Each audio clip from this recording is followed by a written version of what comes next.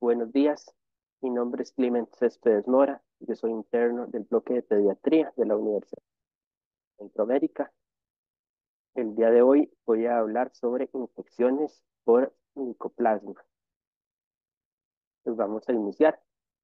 El cronograma está establecido de la siguiente forma. Vamos a hablar un poquito a nivel introductorio y generalidades de lo que son las infecciones por micoplasma, un poco de epidemiología, etiología, factores de riesgo, la respectiva fisiopatología, manifestaciones clínicas y el diagnóstico respectivo. Además, vamos a hablar un poquito de tratamiento y otros tipos de micoplasma y la prevención. Y finalmente vamos a tener una diapositiva que nos habla sobre el micoplasma y el COVID-19. A modo de generalidades, bueno, los micoplasmas se carecen de pared celular y este es un aspecto muy importante en el tratamiento. Como resultado de esto, se van a ser difíciles de visualizar con la atención de Gram y las terapias con antibióticos se van a dirigir a la biosíntesis de la pared celular, como lo son las penicilinas y las cefalosporinas, no van a ser tan eficientes o no van a ser eficientes del todo en su tratamiento. El micoplasma pneumoniae es una causa muy común de las infecciones respiratorias que va a incluir afección e infección de las vías respiratorias superiores aguda y también bronquitis aguda. Puede causar neumonía en un subgrupo de pacientes, particularmente en neumonía adquirida en la comunidad del tipo atípico. Debido a que las infecciones por micoplasma no responden a los antibióticos betalactámicos, como sí lo hacen la gran mayoría de la neumonía adquirida en la comunidad, se van a describir como un grupo de patógenos de carácter atípico y en este caso el tratamiento va a ir dirigido o se va a recurrir a antibióticos como los macrólidos.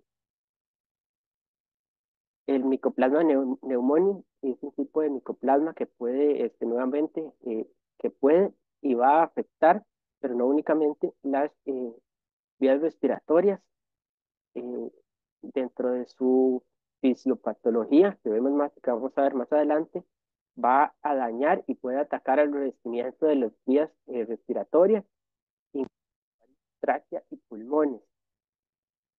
Esas infecciones por Mycoplasma pneumoniae van a ser generalmente leves y se presentan principalmente como un resfriado común, aunque también puede presentarse como una neumonía. La aparición de los síntomas, eso es una palabra muy, muy importante y clave, que va a ser o suele ser gradual dentro de su clínica, fiebre, tos y odinofagia. Cuando una infección de este tipo por Mycoplasma pneumoniae progresa a una neumonía, suele tratarse de una forma menos grave que la neumonía bacteriana comúnmente conocida como una neumonía típica. Esas infecciones pueden ocurrir a cualquier edad, sin embargo son más frecuentes en edades que abarcan entre los 15 a los 17 años y adultos jóvenes. Esto no quiere decir que no se pueda presentar en menores de esa edad. Los niños más pequeños que las presentan van a tener una patología un poco diferente. Dentro de esas podrían incluir diarreas, sibilancias e incluso vómitos. A nivel epidemiológico, la prevalencia mundial por infecciones por Mycoplasma pneumoniae van a ser responsables del 10 al 40% de las neumonías adquiridas en la comunidad en niños y van a ser la causa del 20 al 30% de los casos de esas neumonías adquiridas en comunidad, una hospitalización a nivel pediátrico. Respecto a la edad, bueno, ya mencionamos que va a oscilar entre 5 a 15 años, pero puede afectar a todas las edades.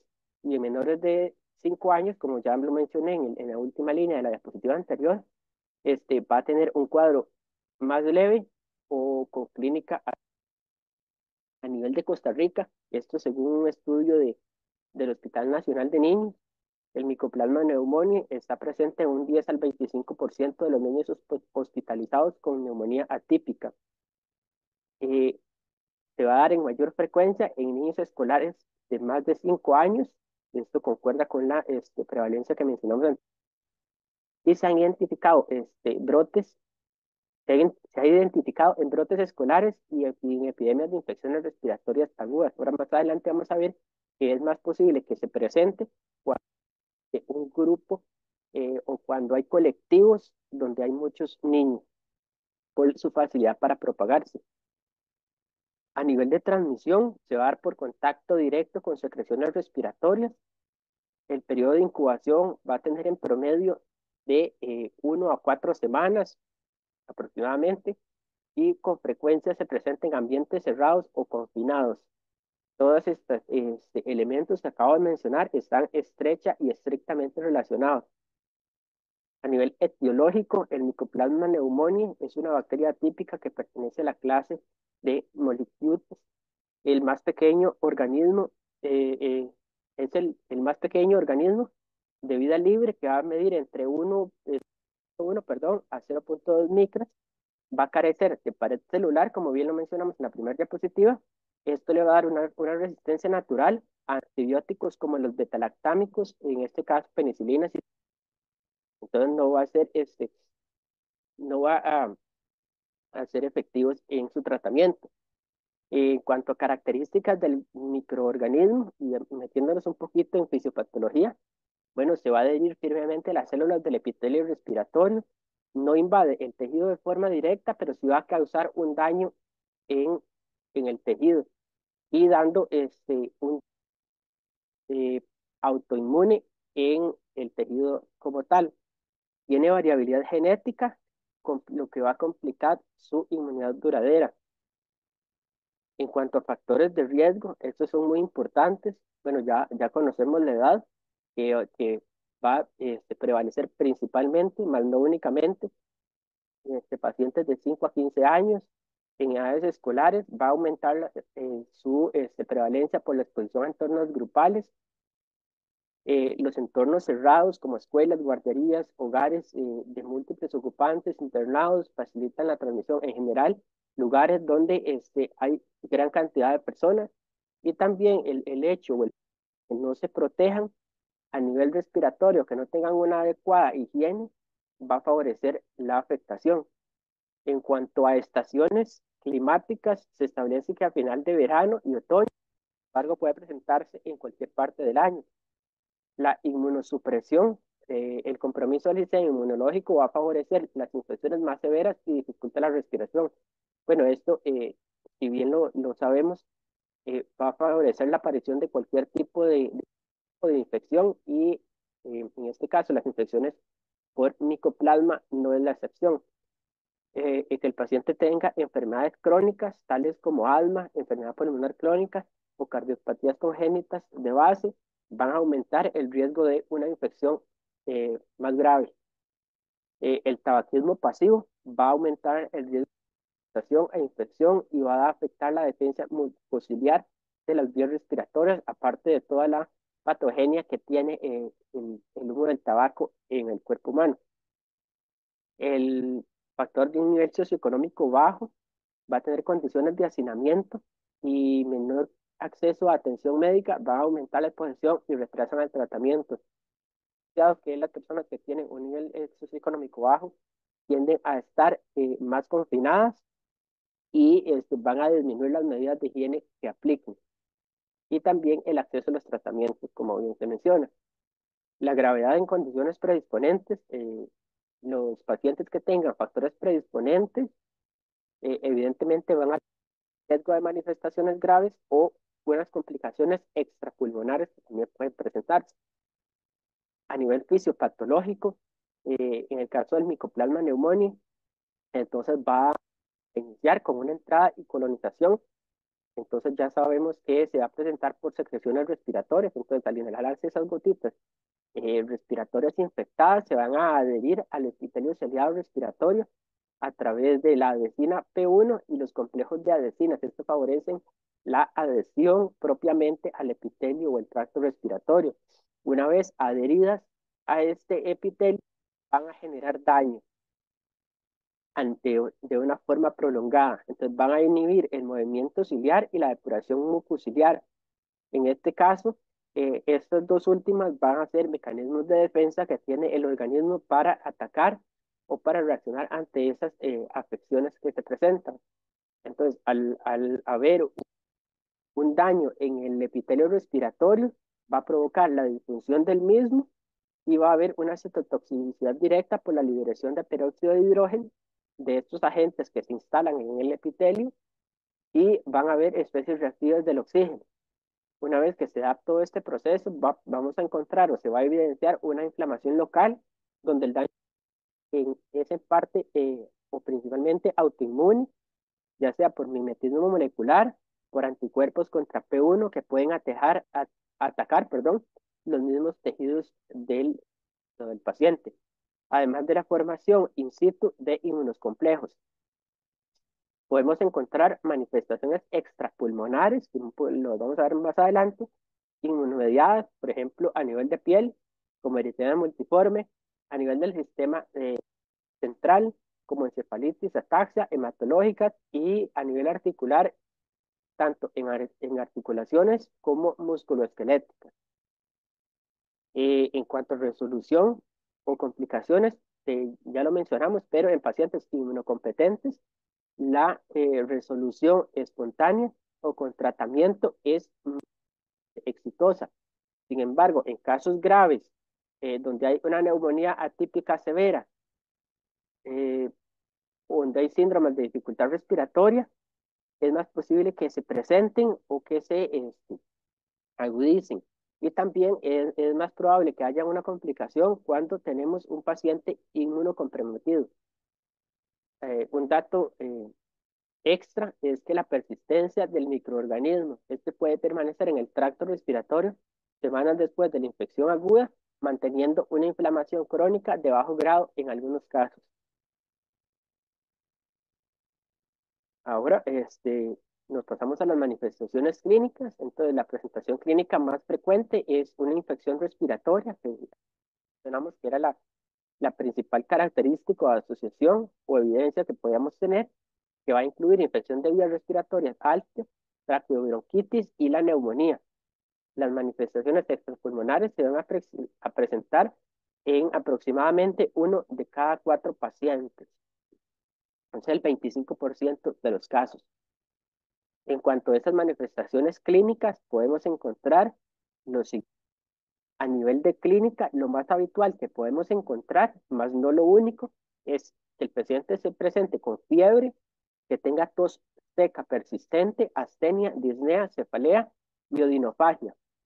También podemos encontrar algunos otros elementos que van a aumentar la probabilidad de esa infección por Mycoplasma pneumoniae confirmada, tal como una edad mayor de 5 años, un ambiente epidémico familiar positivo, manifestaciones extrapulmonares, ya mencionamos unos anteriormente, pero van a dar principal énfasis en la parte cutánea, a nivel gastrointestinal, dolor torácico, crepitaciones, duración de más de 6 días, ausencia a tratamiento con betalactámicos.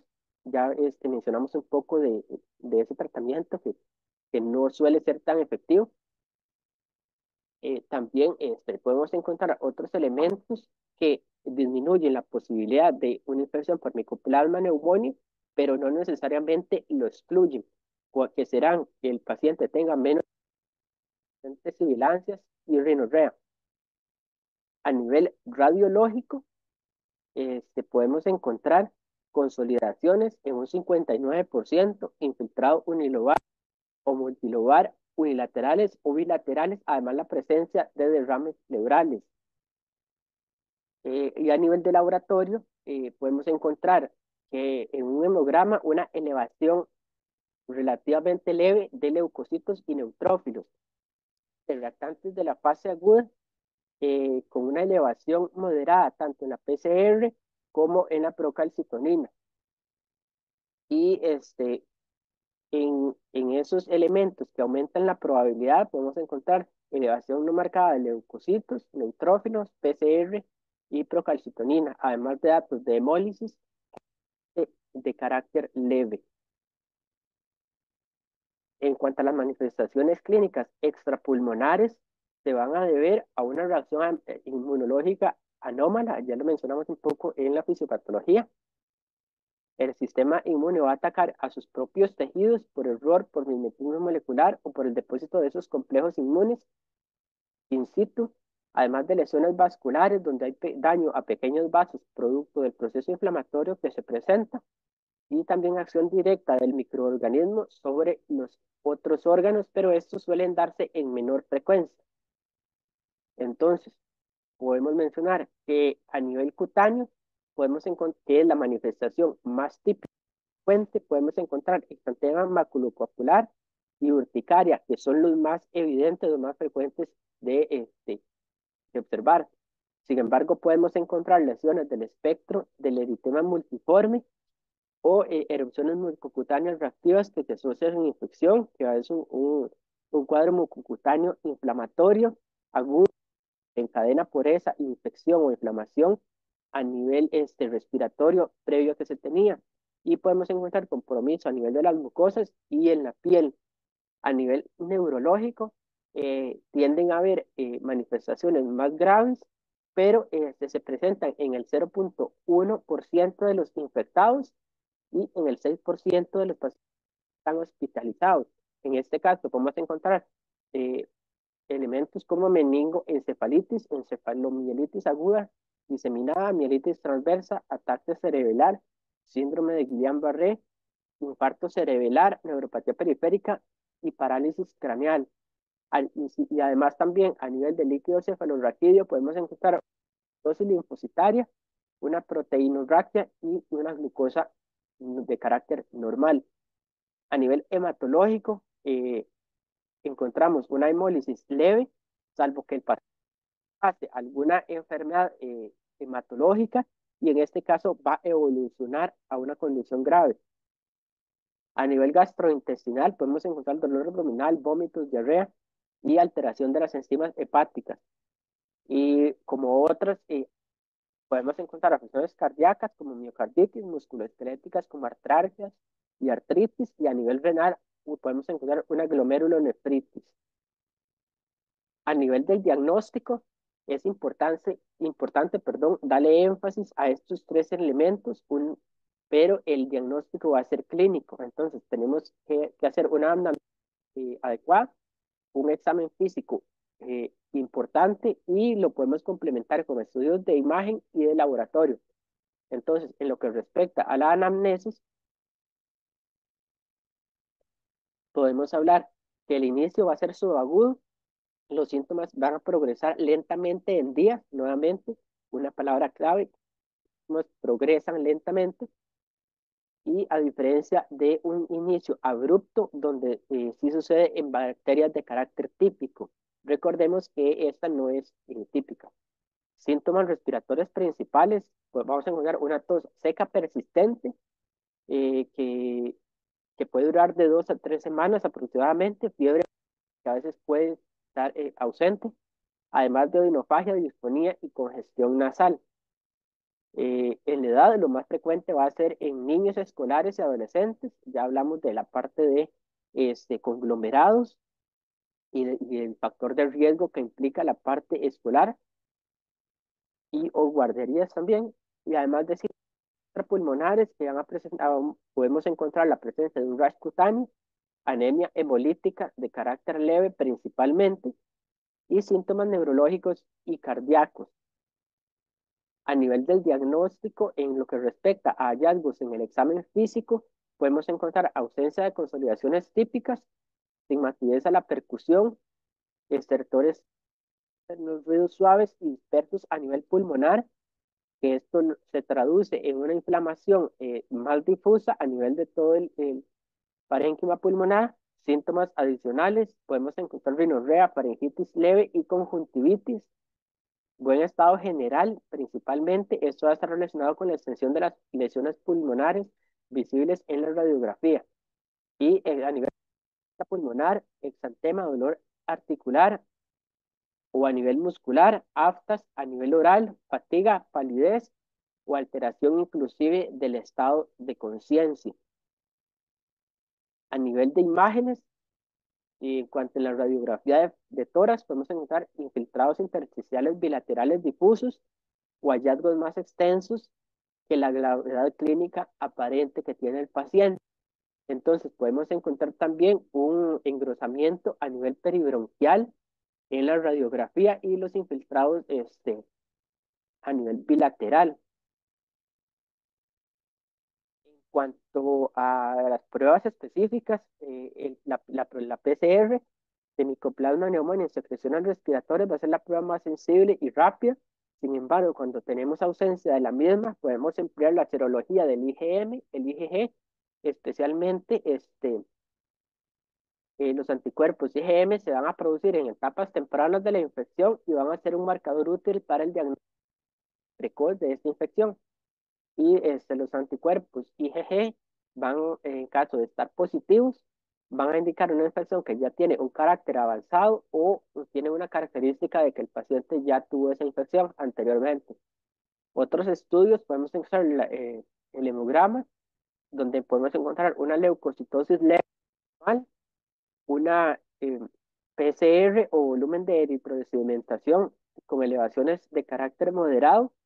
También podemos hacer estudios para la anemia hemolítica por síntomas o laboratorios. Podemos analizar la serie roja y también podemos hacer un estudio del líquido cefalorraquídeo, una prueba de función renal y una prueba de función hepática para complementar eh, la clínica o el diagnóstico. A nivel de tratamiento, podemos subdividirlo en una atención ambulatoria o una atención hospitalaria.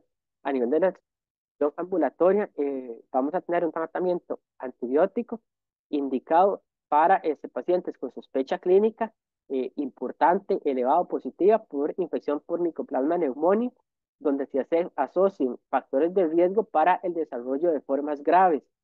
Entonces, ¿cuáles son esos factores de riesgo?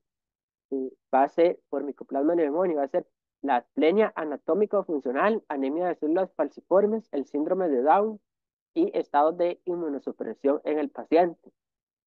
Y la afectación del sistema inmune humoral va a incrementar el riesgo de enfermedad respiratoria grave y prolongada, así como el desarrollo de las formas extrapulmonares que estaban presentes en el centro de los pacientes.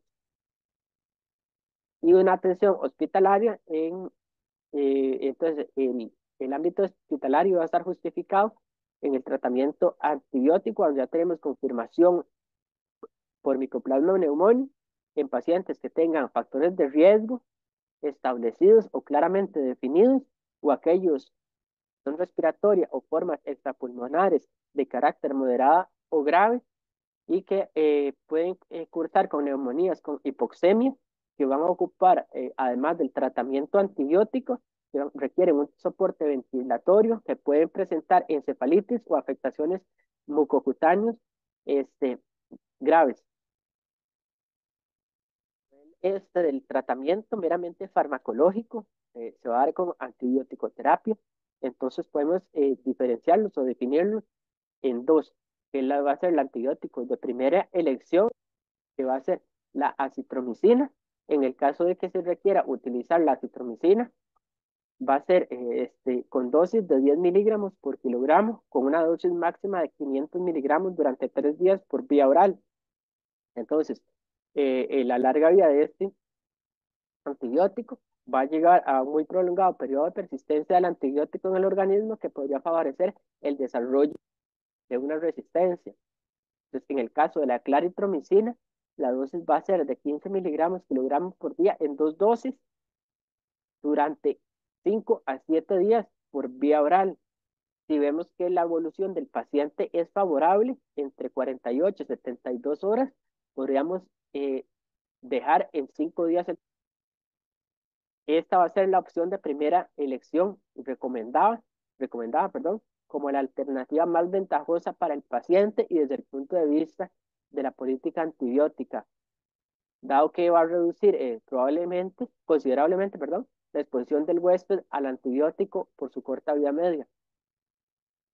Y nos pasa a la segunda parte, que son medicamentos o antibióticos de segunda elección, que solo van a estar indicados cuando tengamos sospechas de resistencia, cuando haya afectación a nivel del sistema nervioso central o cuando conozcamos que el paciente está inmunodeprimido. Entonces, uno de ellos es la doxiciclina, que la aplicación es de 2 miligramos kilogramos por 12 horas el primer día y después cada 24 horas vía oral o intravenoso, máximo 100 miligramos eh, a 12 horas por 7 días. Y el levofloxacino, que este se va a emplear solo en caso de no poder usar macrólidos, perdón, o doxiciclina. Se va a subdividir en dos edades. Entonces, los pacientes que vayan de 6 meses a 5 años van a utilizar una dosis de 10 miligramos kilogramos de horas vía oral o bien intravenoso. Y también aquellos pacientes que van más allá de los 5 años, donde va a dar una dosis de 10 miligramos kilogramo en 24 horas, intravenoso, con una duración de 7 a 10 días y con un máximo de miligramos día de 750.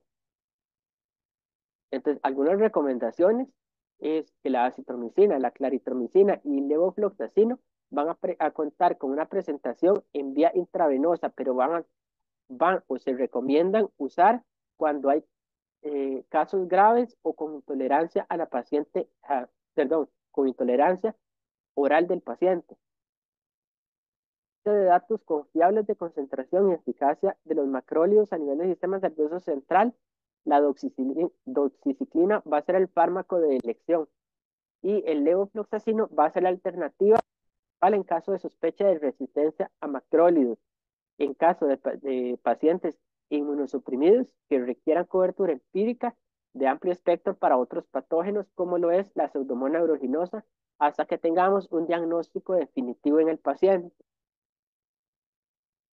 Otras recomendaciones importantes a nivel del tratamiento es el manejo de la tos, pero se menciona que el uso de oxígenos eh, solo se recomienda en la tos severa y con una adecuada e importante supervisión médica. Recordemos que la tos es un mecanismo de defensa del organismo. A nivel del soporte respiratorio, la administración de oxígeno, si hay dificultad respiratoria o baja saturación en el paciente, y mantener una hidratación adecuada en el mismo. A nivel de monitoreo y observación, el control continuo de los signos vitales como la frecuencia respiratoria y la saturación de oxígeno cumple una importancia eh, necesaria para evaluar. Y también estar muy pendiente de las posibles complicaciones que pueda tener el paciente. Y seguimiento, es importante educar a padres para reconocer signos de alarma cuando el paciente aún no ha sido tratado o cuando está tratado y no hay mejoría evidente. Y enfatizar en el seguimiento médico post-tratamiento para cerciorarnos de una adecuada evolución en el tratamiento y la curación de la infección.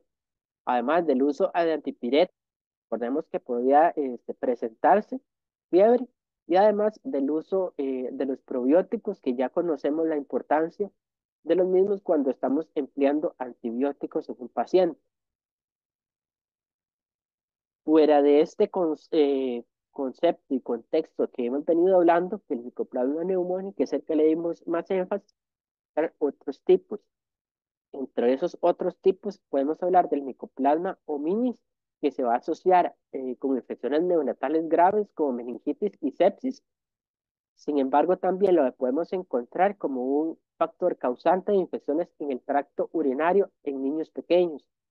El Mycoplasma genitalium, que esto está asociado a la infección sexual en adolescentes como uretritis no gonocóxica y en cervicitis. Y el Ureaplasma uralíticum y parvum, que en este caso va a estar relacionado con sepsis neonatal, con broncodisplasia y corioamnionitis en los recién nacidos. A nivel de prevención, bueno, nuevamente la parte educacional, el lavado de manos y la parte higiene respiratoria va a cobrar vital importancia para prevenir las infecciones o prevenir reinfecciones. Promover el uso correcto y constante del uso de la mascarilla en entornos de riesgo o cuando lo amerite. En este caso, en ambientes confinados, donde haya gran cantidad de personas a nivel escolar, o cuando tengamos certeza de que tenemos uno o varios pacientes que estén infectados. Entonces, lo primero es aislar al paciente para evitar una propagación de la infección. Evitar nuevamente el contacto con personas enfermas, mantenerse aislado y cuando sabemos de que un niño, en este caso, está infectado, es tratar de mantenerlo lo más aislado posible o en casa para evitar contagios a nivel escolar. La importancia de la vacunación y los hábitos de vida saludables van a mejorar la recuperación del paciente o el curso de la enfermedad igualmente. Y a nivel de adolescentes, la prevención con enfermedades de transmisión sexual, como mencionamos en la diapositiva anterior, donde habían otros tipos de infecciones por micoplasma. De lo que es la prevención, el pronóstico va a ser muy bueno o excelente si se trata de la forma más adecuada. Las complicaciones se van a presentar en el 5 al 10% de los pacientes y esas complicaciones van a tener un énfasis a nivel neurológico y o de dermatológico. En cuanto a secuelas a largo plazo, son sumamente raras, pero pueden ser posibles en encefalitis o cuando haya un daño pulmonar estructural. La mortalidad puede ser muy baja, siendo menor a un 1% en inmunocompetentes y mayor a 1% en inmunodeprimidos. Factores asociados con un mal pronóstico. Esto es de gran importancia cuando hay retraso en el diagnóstico superior a 10 días, cuando hay comorbilidades inmunosociadas o cuando hay infecciones extrapulmonares severas. Y esta última diapositiva, ya para finalizar, es sumamente importante recordarla, que es la relación del Mycoplasma pneumoniae con el COVID-19. Entonces, podemos encontrar una coinfección o una super. Entonces, algunos pacientes con COVID-19 pueden presentar coinfección con Mycoplasma pneumoniae. Esto, lo importante de esto es que se puede agravar el cuadro clínico del paciente, dificultando su recuperación. Se puede escalar a una neumonía más severa o de curso avanzado.